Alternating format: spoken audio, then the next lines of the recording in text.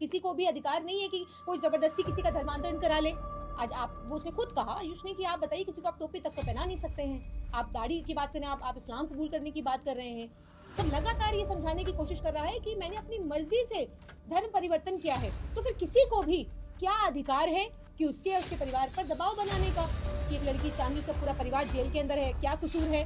चांदनी का सिर्फ एक कसूर है कि क्योंकि वो मुसलमान है। एक आदमी नहीं करना चाहता घर वापसी, एक आदमी नहीं दोबारा से हिंदू धर्म में जाना चाहता, तो क्यों दबाव है? किस तरीके का दबाव क्यों है?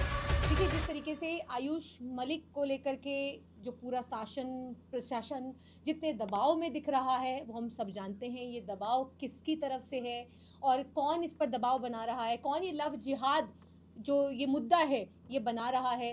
अगर कोई हिंदू लड़का या लड़की अगर धर्मांतरण करता है तो ये कह दिया जाता है कि लव जिहाद है।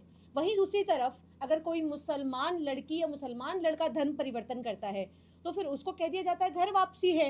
अगर आयुष मलिक अपना गला फाड़ फाड़ करके इस बात को कह रहे हैं, लोगों को लगातार समझाने की कोशिश कर रहे हैं कि मैंने अपनी स्वेच्छा से, अपनी इच्छा से, जो इस देश का कानून है, इस देश का संविधान है, आर्टिकल 21, आर्टिकल 25 की अगर हम बात करें, किसी भी व्यक्ति को आज़ादी है अपना धर्म अपनी स्वेच्छा से पालन करने का। किसी धर्म के अंदर अगर वो टोपी पहन रहा है, वो दाढ़ी रख रहा है, उसको आज़ादी है, इस देश का कानून और संविधान दे रहा है। और वो लगातार ये समझाने की कोशिश कर रहा है कि मैंने अपनी मर्जी से धर्म परिवर्तन किया है, तो फिर किसी को भी क्या अधिकार है कि उसके परिवार पर दबाव बनाने का। आज दबाव बनाया जा रहा है लगातार। मैं देख रही हूँ कि पूरा प्रशासन और पूरी पुलिस, जो मैं कहना चाहती हूँ कि पूरी पुलिस जिस तरीके से आयुष मलिक और आयुष मलिक के परिवार पर दबाव बनाने का काम कर रही है, उल्टे सीधे बाहर स्टेटमेंट दिए जा रहे हैं। एक व्यक्ति जो भारत के संविधान को मानता है, संविधान से सर्वोपरि तो नहीं हो सकते ना आप लोग। तो अगर आयुष मलिक कह रहा है कि मैंने निकाह अपनी स्वेच्छा से किया है, मैं धर्म इस्लाम, मैं अपनी धर्म से मैंने अपनी स्वेच्छा से मैंने स्वीकार किया है, तो फिर किसी को भी इस पर क्या आपत्ति है?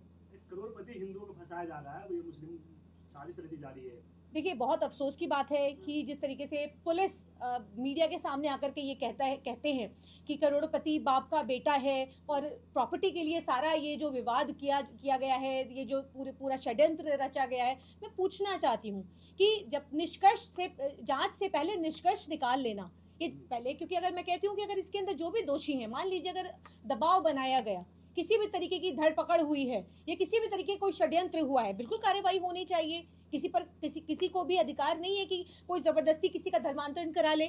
आज वो उसने खुद कहा आयुष ने कि आप बताइए किसी को आप टोपी तक तो पहना नहीं सकते हैं, आप दाढ़ी की बात करें, आप इस्लाम कबूल करने की बात कर रहे हैं। तो आज पुलिस कहें, देश की मीडिया कहें, जो पाकिस्तान कनेक्शन दिखाने का काम कर रहे हैं, एक व्यक्ति अपनी स्वेच्छा से जो मेजर है, अडल्ट है, अपने इच्छा अनुसार उसने धर्म परिवर्तन किया है, फिर उसके ऊपर इस तरीके का दबाव लगातार। देश के अंदर क्या और मुद्दे नहीं है? महंगाई बेरोजगारी मुद्दा नहीं है, देश के अंदर और मुद्दे हैं जिस पर बात होनी चाहिए, जिस पर चर्चा होनी चाहिए। देश की मीडिया की इतनी फालतू बैठी है कि सिर्फ और सिर्फ आयुष मलिक के पीछे पड़ी हुई है। ये पूरा का पूरा ये जो बजरंग दल और ये जिस भी तरीके के दल हैं, ये तमाम जो दल हैं, ये दबाव बनाया जा रहा है, सामाजिक दबाव उनके परिवार पर भी बनाया जा रहा है और आयुष मलिक के ऊपर भी लगातार बनाया जा रहा है, जो कि मैं कहती हूँ बहुत गलत है। हिंदुस्तान के अंदर लोग धर्म परिवर्तन करते हैं, हिंदू बनते हैं, मुसलमान बनते हैं, सिख, जैन, बौद्ध, वो किसी भी धर्म के अंदर, क्योंकि उसको ये कानून उसको इजाजत दे रहा है, कानून उसको वो अधिकार दे रहा है। तो ये जिस तरीके से दबाव बन रहा है, ये पूरी तरह ये गलत है। इस तरीके के दबाव नहीं बनाया जाना चाहिए। एक निकाह करना, जिस तरीके से एक लड़की का नाम आया कि एक लड़की चांदनी, उसका पूरा परिवार जेल के अंदर है, क्या कसूर है? चांदनी का सिर्फ एक कसूर है कि क्योंकि वो मुसलमान है, तो उसका पूरा षड्यंत्र का मास्टरमाइंड चांदनी और चांदनी के परिवार को बना दिया गया। तो देखिए, ये इस देश के अंदर जो हो रहा है वो सबके सामने है कि ये हिंदू संगठन के लोग कह रहे हैं कि आयुष जो मोहम्मद अली है उसको पीछे आयुष मलिक बनाया जाएगा, ये नहीं चलेगा देश में। तो आयुष मलिक ने तो साफ इनकार कर दिया। आप क्या करेंगे? बजरंग दल वाले और बाकी लोग जो ये कह रहे हैं, जो ये आयुष मलिक का कहना है कि नहीं, मैं ये दुनिया इधर से उधर हो सकती है लेकिन मैं इस्लाम से नहीं फिर सकता। जिस लड़की को बताया जा रहा है कि उसने उनके ऊपर दबाव बना करके उनका धर्म परिवर्तन कराया, वो कहने का वो लड़की भी अगर हिंदू हो जाएगी तभी मैं इस्लाम धर्म नहीं छोड़ूंगा। तो फिर अब इस पर क्या कहेंगे? लेकिन हिंदुओं का अपमान है ना मैम। नहीं, कैसा अपमान है?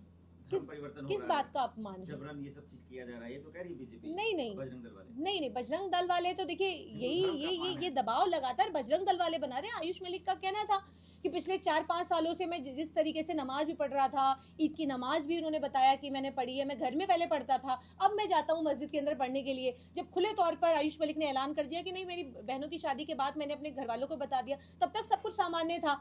लेकिन अचानक जिस बाबा का जिक्र किया जा रहा है या जो ये बताया जा रहा है कि कुछ लोग जिस तरीके से उनके घर के बाहर धरना दिए हुए हैं, कौन है ये लोग, क्यों दे रहे हैं धरना, क्या मतलब उनका कि वो इस तरीके का दबाव बना रहे हैं।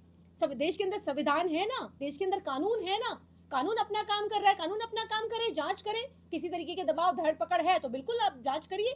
लेकिन अब सवाल तो यूपी पुलिस पर भी है ना कि क्या वहां पर संविधान के हिसाब से यूपी पुलिस काम करेगी या बजरंग दल के दबाव में काम करेगी? ऐसा तो लग रहा है कि बजरंग दल के और सत्ता के कहने पर ये सारे काम और सारे दबाव बनाए जा रहे हैं। आपने भाषा सुनी, यूपी पुलिस की भाषा सुनी है कि किस तरीके की भाषा है? उनको कैसे मालूम बिना जांच किए वो निष्कर्ष पे कैसे पहुंचे कि ये पूरा मामला जो है वो प्रॉपर्टी का है? चांदनी के परिवार को जिस तरीके से जेल के अंदर भेज दिया गया, कैसे उनको मालूम बिना जांच के आपने किसी को उठाया और आपने अपने आप ही मनगढ़ंत कहानी बना ली। और आप ये कहते हो जिस तरीके से देश की मीडिया जा करके कभी उसकी बीवी के बारे में जो अपशब्द बोले जा रहे हैं, जो माँ के बारे में कि इस्लाम के अंदर माँ का दर्जा क्या है, इसको लेकर के बहुत नीचता की बात की जा रही है। जिस तरीके से आयुष मलिक के परिवार को लेकर के दबाव बनाए जा रहे हैं, लगातार ये कहा जा रहा है कि आयुष मलिक दोबारा से घर वापसी कर ले। एक आदमी नहीं करना चाहता घर वापसी, एक आदमी नहीं दोबारा से हिंदू धर्म में जाना चाहता, फिर क्यों दबाव है, किस तरीके का दबाव क्यों है? आपको क्या लगता है अगर मामला कोर्ट में जाता है हाँ। तो इस पर किस तरीके का फैसला अदालत दे सकती है? देखिए, ये पूरी तरीके से, क्योंकि जिस तरीके के बयान आए हैं यूपी पुलिस की तरफ से, जिस तरीके की मीडिया बाइट है, देखिए देश का कानून और देश का संविधान ये अधिकार देता है, आर्टिकल 21 और 25 की मैं जो बात कर रही हूँ कि ये हर आदमी को स्वतंत्रता है अपने धर्म का पालन करना, वो किस तरीके से किस धर्म में रहेगा, हिंदू मुस्लिम सिख ईसाई जैन बौद्ध सबको ये अधिकार है। स्पेशल मैरिज एक्ट के तहत आयुष मलिक ने शादी की है और जिस तरीके से धर्म परिवर्तन किया है, देखिए मुझे नहीं लगता है कि भारत का संविधान, भारत के कानून से कोई भी ऊपर हो सकता है। ये कहीं भी देश की अदालत के अंदर अगर ये इस तरीके का मामला जाता है तो ये कहीं भी नहीं टिकने वाला। आप ये कह रही हैं कि मतलब आयुष मलिक ने जो किया ठीक किया, सही किया वो? देखिए, सही गलत तो देखो आयुष मलिक को पता है, मैं कोई नहीं होती किसी को भी सही या गलत ठहराने वाली, लेकिन हाँ, भारत के संविधान के तहत अगर मैं कहूँ तो देखिए आयुष मलिक ने कुछ गलत नहीं किया। अगर भारत के संविधान की बात करें, वो संविधान उसको इजाजत देता है कि वो जिस भी धर्म का पालन करना चाहे वो बिल्कुल उसको स्वतंत्रता है, वो कर सकता है। कह रहे हैं कि निर्दोष हिंदू को ब्रेन वॉश किया जा रहा है, ये पाकिस्तान की साजिश हो रही है, वहाँ से ब्रेन वॉश हो रहा है।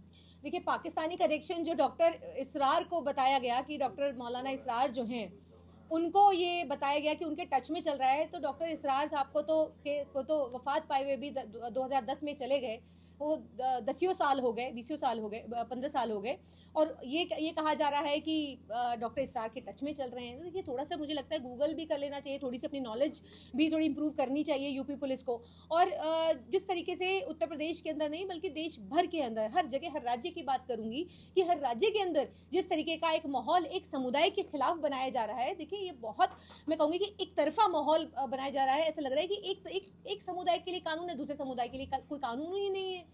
तो ये देश के लिए बहुत खतरनाक है।